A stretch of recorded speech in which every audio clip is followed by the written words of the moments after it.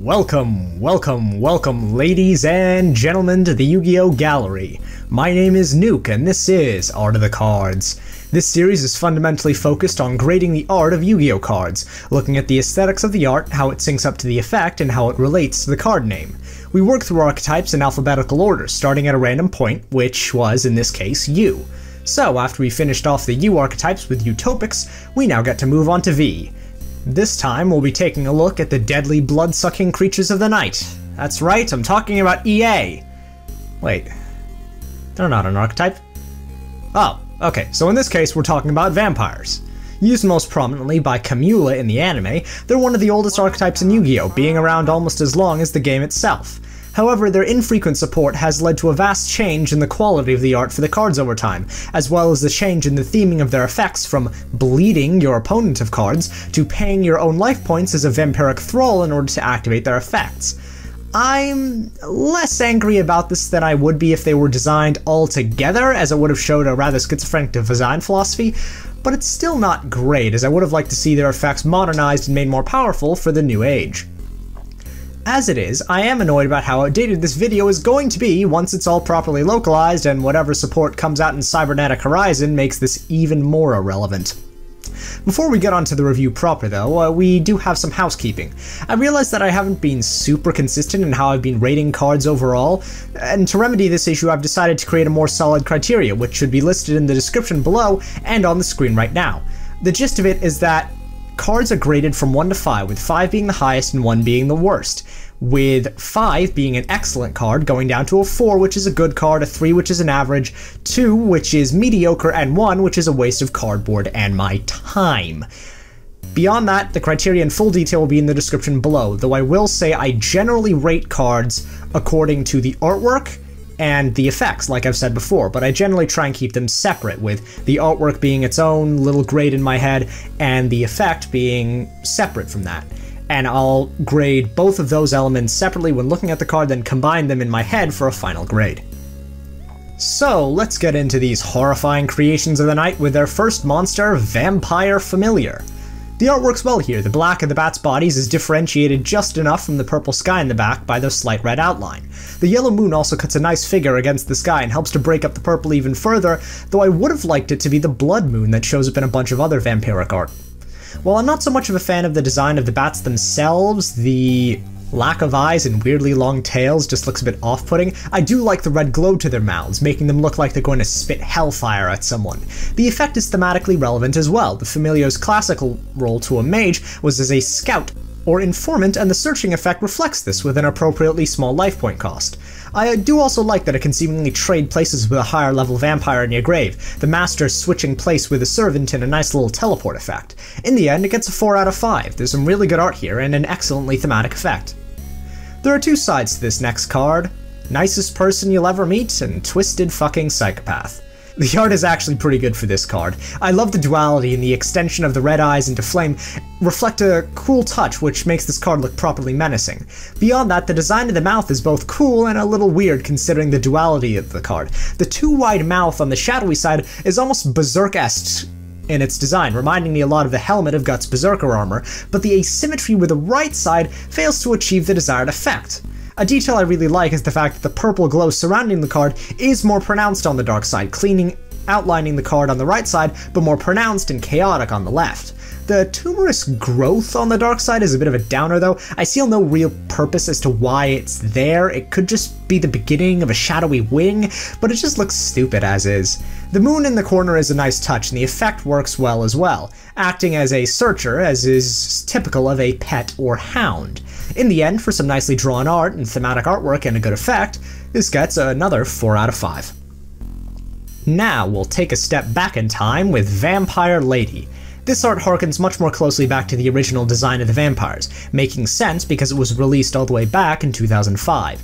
It features one of the most interesting design choices of the early vampires, the claw-like appendages which crisscross their bodies. This is a really cool element of the design, allowing for a much more alien look as opposed to the more traditional pale humans aristocrat vibe. This is also reflected in the design of the card in particular, with the lady in question sporting a interesting skin color, much in the same vein as Malevolent Nuzzler and some other early cards. This also provides an interesting contrast to the purple color of the dress, and the palette of the card as a whole is quite nice. I like the design of the wings as well, looking like an organic version of the shawl that would normally be draped around the shoulders and attached to the arms by golden bracelets. I especially like the slight cosmic effects which seem to be going on in the bottom right of the card, and it adds a nice touch to the art. The effect is nice, even if it doesn't really match with the overarching themes of the current vampires. It drains your opponent of cards in the same way that it drains your opponents of life points, which is a nice thematic undertone. The background of the card, though, is where it really starts to lose me. While I'm more lenient with this card as a whole, considering its advanced age, the background is just blurry and horrible. It looks like a painting of a room behind the couch rather than it actually being there. Again, while I'm usually more lenient with old cards, this one's just a bit bad, especially when considering other cards from around the same time period could look really good.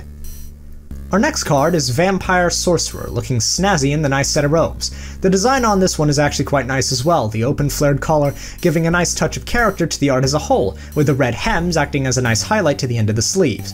It once again shows off the claws, which was a nice little element that, again, propagated throughout early vampire design, and helps to accentuate the middle of the body. One element unique to the design is the red gems studded in mouths all around the body, with it appearing on the staff, the belt, and the hat as well.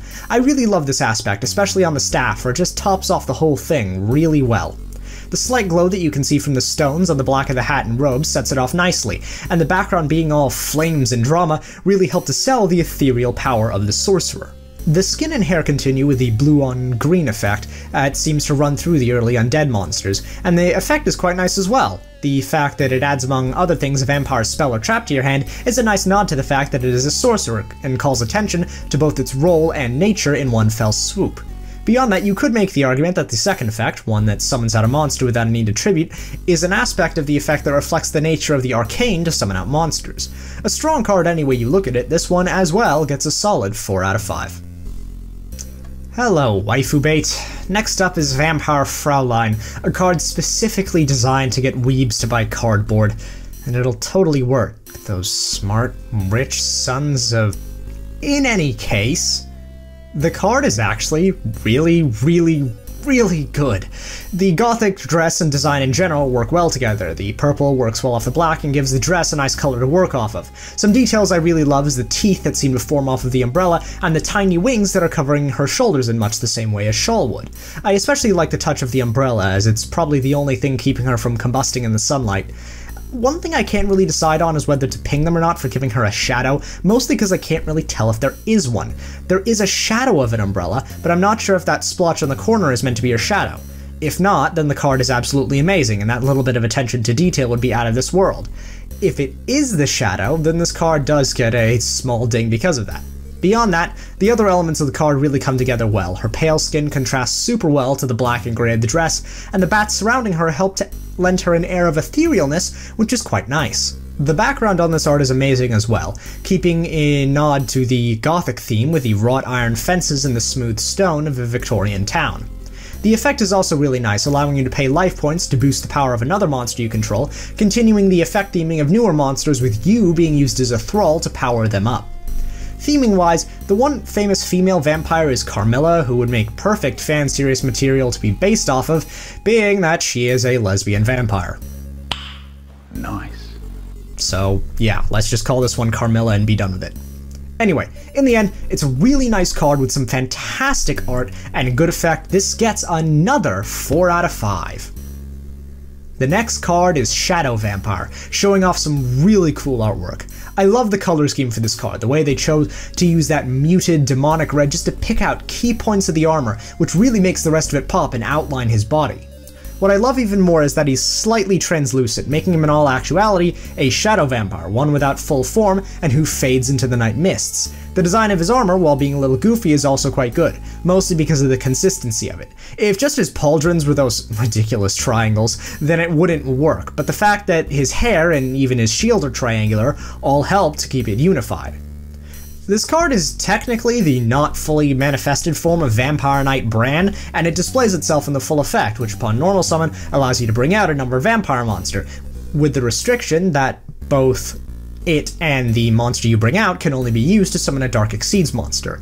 This is actually really awesome and makes a lot of sense as the card slowly comes into being from the shadows into full night. The background here is impeccable as well, the bright blood moon in the background casting a hellish glow on the dark forest in the background. This is such a good card, and it gets the first 5 out of 5 of this archetype. I love everything about this, and it just has that extra little bit which gives it that 5. The next card also is a 5 out of 5.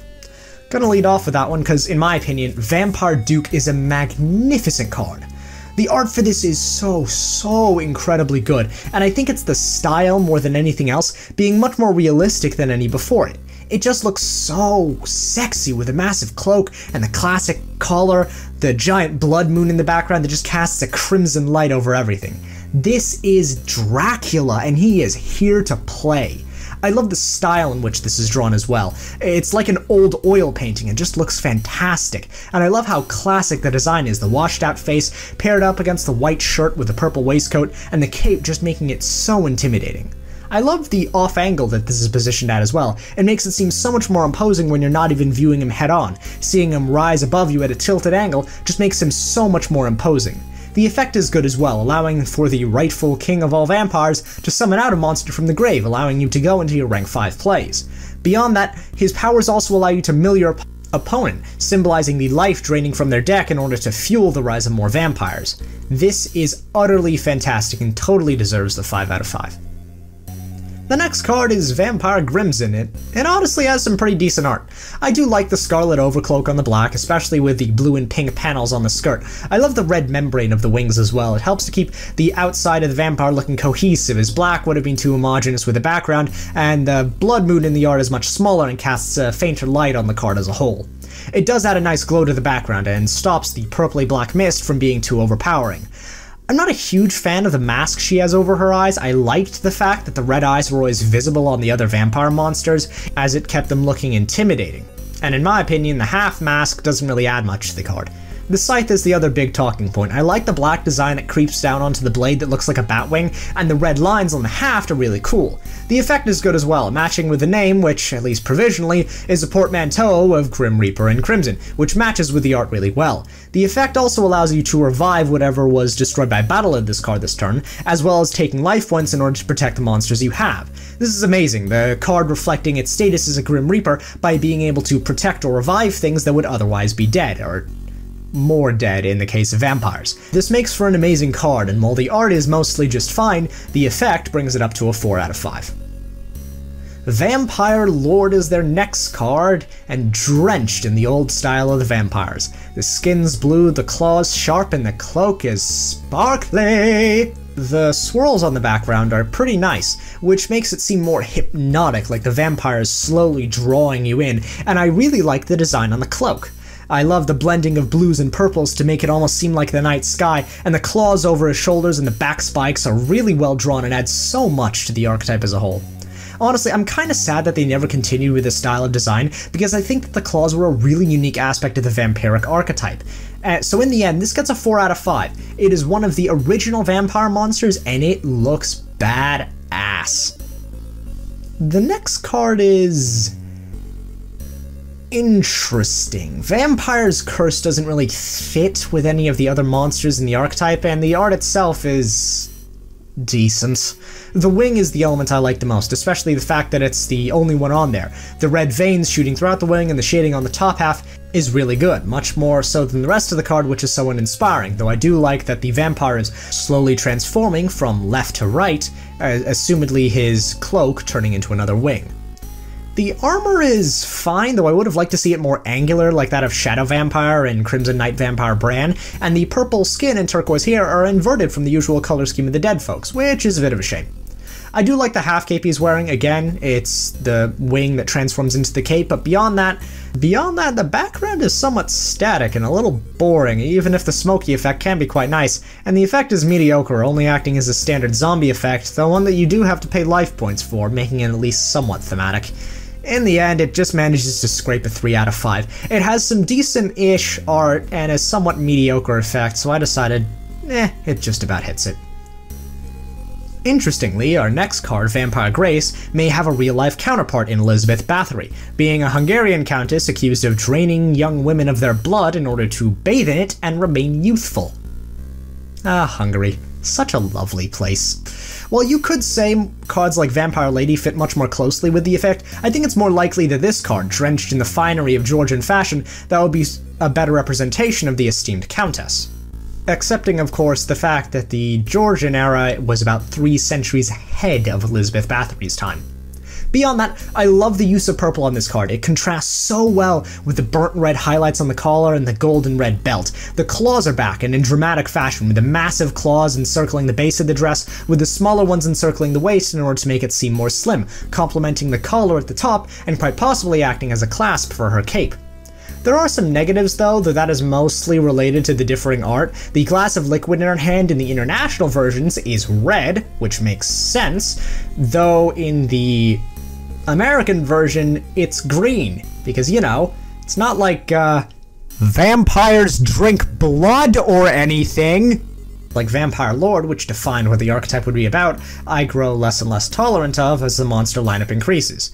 In the end, this can't get more than a 3 out of 5. It rests right on the border between that and a 2 out of 5, but in the end, because I will take into account the international version, it doesn't annoy me as much as it could have if the liquid was green in all artworks. We have one of the new cards up next, so pending English localization, it's Vampire Scargalet. The card is good, but different at the same time, which makes sense considering it's part of the new wave of support. I would have liked to see more continuity between the different camps of monsters, but hey, apparently archetypes have to be something like playable rather than just thematically consistent, so my conditions for a good deck end up being very different. In any case, the art is pretty good. I like the paleness of the face, matched by the hair, and helps the black to stand out a lot more. I love how the cape is disintegrating into bats as well. It gives the card a nice bit of motion and makes it seem much more imposing. The high collar is a nice design choice, and the pale red interior does cast a nice contrast to the pale hair and face. I like the claw-like design of the hands, and the background of the card is also really nice, being the inside of a manor. The red smoke in the background is nice as well. It adds a nice air of mystery to the card and really does help to inject some color into a card that would otherwise just be black and white. The effect, or at least one part of it, is fairly standard, being the same effect that is present among most of the new monsters, allowing you to resurrect monsters it destroys by battle, making sense because these are vampires and they make thralls. Beyond that, it does have an effect where it can revive your own monsters, which is pretty nice all things considered, and for that it gets a 4 out of 5. Their final level 6 is Vampire Baron, an obvious reference to Vlad Tepes, ruler of Wallachia, and the original Count Dracula in his more warlike form. The card has a lot going for it. The intricacy of the armor, combined with the slick black, red, and gold color scheme, makes this stand out a bunch. I love the fact that they kept the diamond-shaped armor that they used in cards like Shadow Vampire, and the sheer level of detail they put into this card amazes me with the armor. I love how they use the palette for this card as well, keeping the black and gold as a majority, just introducing enough red at certain points in order to break up the card, but not enough that the demonic red glow of the moon behind it would make it look too homogeneous. I love the decision to make the horse's mane red as well, as it and the red eyes make it look like a mount fitting for the Baron of all vampires. It would almost be perfect if not for the mouth on the horse. Where are its teeth? I mean, okay, it kind of looks like it has some form of vampire fangs, which are just peeking out of the gums, which would be cool normally, but they're so hard to spot it might just be me projecting. As for now, it just looks like it's puckering up for a kiss, which is not an image I really want in my head. It has the now standard revival effect, and while I would have appreciated a single monster piercing effect more worthy of the Impaler or some battle piercing effect, the monster effect of mind control is pretty interesting in and of itself. Not quite perfect, but pretty close. It only just falls down into the 4 out of 5 category. Hello, original waifu bait. Vampire Vamp, very clearly based around a succubus, is a card which is made all the better for its multitude of references. The art is decent for this card, though not what really blows me away, but getting it out of the way first, at least from a purely aesthetic standpoint, having the purpley turquoise skin that the old vampire had, combined with these small claws around her waist and shoulders, works well with the outfit. Interestingly though, this is slightly changed from the Japanese version, which The cross spokes are slightly longer, and instead of it being a continuous top, it's actually got a bit of a gap in it. It's joined the cross with the cleavage and midriff exposed. None of this really will change the eventual score, just wanted to mention it. Going into the references though, one element I really like about the design is the arrow crosses or crossbar bay that she has all over her body. In traditional heraldry, aside from being used by one time by a fascist Hungarian group in the 40s, it's meant to be used as a symbol of the role for Christians as fishers of men, the arrows representing the barbs of fishhooks or spears. I feel like this is slightly blasphemous, but I'm not going to comment on it too much. But yeah, it is a pretty cool thing if that was actually intentional, or it could have just been that they decided to draw the arrow cross because they thought it looked cool. The name, while being stupid sounding, is actually another reference, with a vamp being antiquated slang for a femme fatale, which for this card is true indeed. The effect is also really nice as well, with it allowing you to seduce monsters from your opponent's side of the field to your side and then equip it to this card to get an attack boost. This is a really cool card, and for the fact of its multiple and layered references alone, it gets a 4 out of 5, only being held back from the top tier 5 out of 5 by its somewhat average looking art. Their last main deck monster is Vampire Genesis, and oh boy is it disappointing. It has some thematic relevance for the fact that you can special this out with Vampire Lord, reflecting the transformation some vampires in literature and media can sometimes go through, heading into more monstrous forms, but other than that, it really doesn't fit with the rest of the archetype. The artwork for this looks too flat, too clean, and if they wanted to make it look really monstrous, they could have made it look more animalistic, something more like a giant evil monster bat rather than just a buff humanoid with claw wings. Beyond that, the background is lacking, just being a very static looking set of lines drawing back to a horizon point, and aside from the effect, which is decent enough and thematically relevant, everything else about this card is mediocre enough that this gets a 2 out of 5. Moving on to the extra deck monsters, we'll start with Crimson Knight Vampire Bran, an obvious reference to Bram Stoker, famous author of Dracula. Extremely reminiscent of the card Shadow Vampire, which it should, it is the same monster. The angular design and diamond-shaped everything really lend this card a unique edge, and while the face and weird headdress going on are a bit interesting, they do work overall, like I said, with Shadow Vampire because it's so cohesive and everything's committed to the diamond-pointed edge design. What I will say is that I'm not a huge fan of the color scheme they went for this card, because it looks really kind of pink and purple and everything looks a bit lighter. Like, I like Shadow Vampire more than this card because Shadow Vampire looks intimidating. This card just looks fabulous. The background reflects the lighter color palette similarly though, with the usual demonic red light of the moon instead being a bit more pinkish. The white mist at the bottom is really nice as well, and lends it a sense of just having risen from a graveyard, which is appropriate given its effect, allowing for the resurrection of opponent's monsters, and honestly, what might have been seen as a precursor for many of the more modern monsters. In the end, this gets a 3 out of 5. It's just average in the end. I mean, the art is disappointing because it lacks intimidation, but the effect is just enough to save it in my opinion.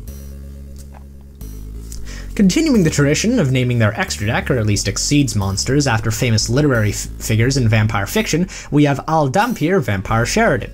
The Dampier part of his name being a reference to the rumored half-breed child of vampire and human, no, not that one, and the Sheridan part is a reference to Joseph Thomas Sheridan Le Fanu, the Irish writer of Carmilla, the lesbian vampire novel we mentioned earlier.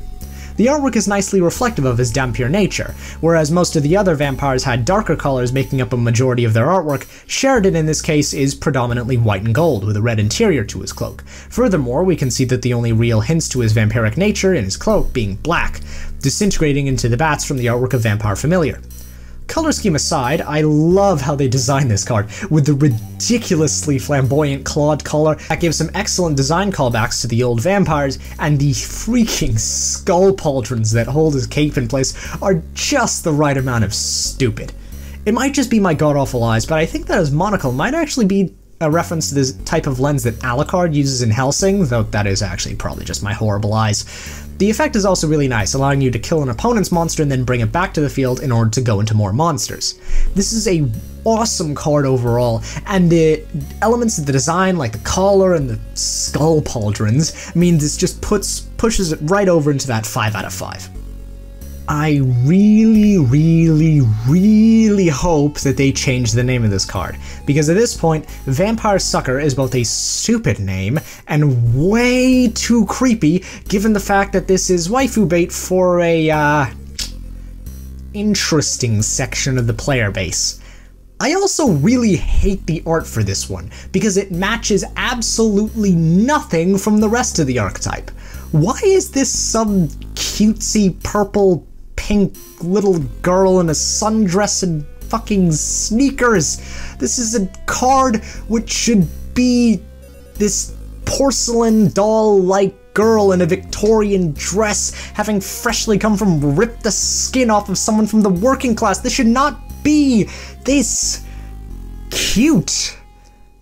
Why? I mean, the only aspect of this card I do kind of like is the fact that it has those demonic wing spikes coming out of the more angelic ones, but even then, I wonder why they couldn't have just designed something that looked more directly demonic. I would have even accepted something a bit more cartoony, just not this so divorced from everything else in the archetype, in a bloody sunny field with puffball bats floating around her.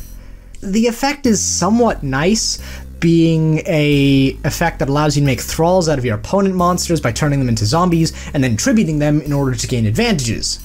But the problem is that this is so artistically separate from the rest of the archetype that it can't get more than a 1 out of 5. This makes no sense in regards to the broader theme that they're trying to pull off in the art. In any case, now that we've finished with the monsters, we can finally move on to the spells and traps, most of which will probably be invalidated by whatever idiot way Konami decides to translate and localize the vampire names next. Having said that, Vampire Desire is one I hope they do kind of change, because while the art is really, really good, it doesn't really match up with the effect, but more on that later. Going back to the art, I love the use of the classic vampire pose here. It features Vampire Scarlet looking menacingly at someone, and I love how he's backlit in this version, the glow arising from the white mist as it turns to red, and his eyes staring out from a bone-white face. The effect, or at least the second half of it, is nicely thematic as well. While it doesn't sync up with the name too well, I'm not exactly sure what this is desiring, it does link rather nicely to the art. The second effect is one to exchange a vampire on the field for one in the grave, matching both their undead playstyle and the fact that in the art, Scarlet seems to be disintegrating into a cloud of bats. Again though, I would have liked to see something that more accurately represents the desire of the vampires in the effect, so in the end, this gets a 3 out of 5. But if it changes for better in the localizations, I may actually revise that up to a 4 out of 5. And again, this is Konami localization, so maybe we'll just put a pin in that for now. The continuous spell for the archetype is Vampire Territory, featuring the ever-charming Vampire Grimson looking absolutely murderous. Once again, red takes up a large part of the card, the moon behind her casting a terrifying silhouette, with the black of the wing bones cutting through the light shone by it. The lighting on this card is even more impressive actually, with the wings being drawn as being translucent enough enough to show the light of the moon behind them, as the edges outside of it lack the blood red glow. However, if I do have a problem with this card, and I do slightly, it's how the rampart is drawn. It looks contradictorily both too flat and too curved, seeming to try and come to a weird rounded point in the foreground. I think that pulling the view back a bit would have been better overall for the card, as we could see the full shape of the rampart better. The effect is also properly thematic, it allowing you to swarm the field easier, reflecting the fact that you're in vampire territory now, so you'll be encountering a bloody load of them. I also like that whatever your life points your opponent loses goes to you as well. It makes me think that whatever blood is spilled in vampire territory only goes to empower them instead. For being a solid enough card with some minor artistic quibbles, it gets a 3 out of 5. The fact that the next card isn't called Vampire Empire, but is instead called Vampire Kingdom, is actually the worst crime of the century, and whoever's on the localization team that decided not to keep that should be shot. The art on this is also pretty bad, honestly. It tries its best, but it's just somewhat low quality. I know at this point in time, Konami probably wasn't all that concerned with giving vampires of all archetypes the sexiest art in the world, but at the same time, this is kind of bad. I mean, It's a very low quality set of buildings surrounding a vague castle-like blob in the distance, with the only indication of being different from any other dime a dozen picture being the red moon in the background and the spikes they got over the front. This could have been fantastic. They should have shown the dark, twisted denizens of the vampire's kingdom. The buildings were gothic and ornate and the castle looming and overpowering, but no, this is just kinda boring. And the effect does little to save it, helping to synchronize with the old mill-style effects, allowing you to send a monster from your hand or deck in order to destroy a targeted card, but this is just underwhelming. It's a 2 out of 5, gained for some mediocre art, but a somewhat decent effect. The next card also suffers from the same problems with the art, but the effect is much nicer. Vampire Takeover, being the first of their traps, allows upon activation the setting of Vampire Kingdom from your deck to the field and the summon of a vampire monster. This obviously ties in very closely with the name, being a literal takeover by vampires with the field changing, and the art depicting Vampire Sorcerer summoning the castle out of the mists. Again, my one issue is that while the effect is really good, the art just falls flat, once again looking all too static and not that impressive. The abundance of grey in the background just makes the card look dull, and while I like how the sky looks, it just can't do enough. My big question is why we're looking at Sorcerer from the back, when seeing her from the front from a lower angle would have made her look much more imposing and given the art a palpable sense of malice. Instead, what we get is a back view of a monster looking like the top of a wedding cake decoration, framed against a boring grey background. It's disappointing above all else, and it is only by virtue of the effect matching so bloody well with the name that this gets a 3 out of 5 instead of a 2 out of 5. Vampire Awake is also a 5 out of 5. This is such a good card, and I wanted to lead with that right off the bat because, I do apologize for my language, crack an egg inside my ass and fuck me till it's scrambled if this is not some of the sexiest card art I've seen in a while. The lighting on this card alone is amazing, the shadows on the rest of the card cast into sharp relief by the stark white light behind Fraulein, and Fraulein herself is framed so spectacularly by the light, looking ethereal yet terrifying, looming at a cocked angle in order to emphasize that sense of otherness. The rest of the card looks dark and chaotic, with the shadows of the bats flitting about, and I love whoever did the art on this, and the effect works so well with the name, though that may change depending on localization.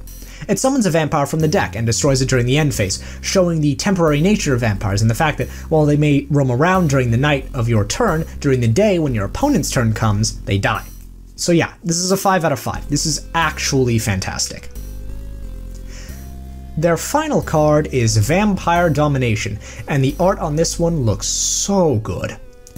It features Vampire Sheridan commanding a pack of vampire broods and vampire familiars flitting in the background. I love how Sheridan is framed in this shot, far enough back that we only really get to see the back elements of his design, allowing him to seem more demonic than his dampier nature would otherwise suggest, and the ragged edges of all the shadows in this card just make the whole thing seem more chaotic and horrifying. The fact that the dogs aren't all there, bleeding smoke and horror, with a fiery glow in their mouths is so good. I love how they played with the lighting again on this card, the shadows being cast on his face ensuring that it looks properly imposing in the background. I also like the motion blur on his cane, allows for the card to look a little more action-oriented with him releasing the hounds upon you. The background is also nice, the castle in the back reminding me a little of the artwork of Dark Sanctuary, though I would have loved to see those eyes in the sky. The moon here works just as well, a common element in vampire artwork, casting its crimson glow over the field as mist rises from the ground. The name and effect work well together as well, as it allows you to negate the effect of a card and, if a monster, burn your opponent. It makes a lot of sense because you're in vampire land now, and the familiars and summons won't let you do your thing. It gets a very solid 4 out of 5, and while it generally ticks most of the boxes for me, it doesn't punch me in the gut in a way that a 5 out of 5 generally does. To sum it all up, this archetype is really interesting overall. While the old art can be somewhat underwhelming at times, and some of the cards in general just lack a lot of the vibrancy that make up for some of the great artwork, they more than make up for it with some of the best cards I've reviewed so far. I love the theme they've gone with so far in the Exceeds monsters, naming them after famous authors of vampiric fiction, and the new art and theme in general is really nice, with the whole life points for effects deal that they have going on, making you the thrall in the relationship. While the old art isn't exactly up to snuff in a lot of ways, and the old effects can seem somewhat lackluster compared to the new ones, they still have a lot of the edgier flair that old Yu-Gi-Oh art used to have, and I'm honestly kinda sad that they drifted away from using the claw design in modern monsters, because in my opinion, it was one of the most interesting aspects of their art, which is a really unique aspect of the Yu-Gi-Oh style of vampires. While I can't really say that their archetype is wholly consistent in its art, given the new support, and the new support had some really good cards, so I'll let that slide. My card of the archetype is going to be Vampire Duke. Something about the way it seems to be drawn in the style of an old oil painting really speaks to me, and I love the angle as well. It makes it seem so other and different. Again, while the archetype isn't wholly uniquely solidified aesthetic-wise, it does have two distinct camps, which saves it somewhat rather than it being dispersed across multiple different styles.